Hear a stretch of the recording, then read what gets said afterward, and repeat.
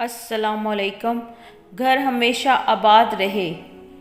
7 रोज़ तक ये वाला इस्म पढ़ें तो इंशाअल्लाह वो घर हमेशा आबाद रहेगा। वो इस्म ये है, या वलियू। या वलियू को 313 बार पानी पर दम करके रख लें। घर के चारों कोनों पर दम किया हुआ पानी जो है छिड़काव करें।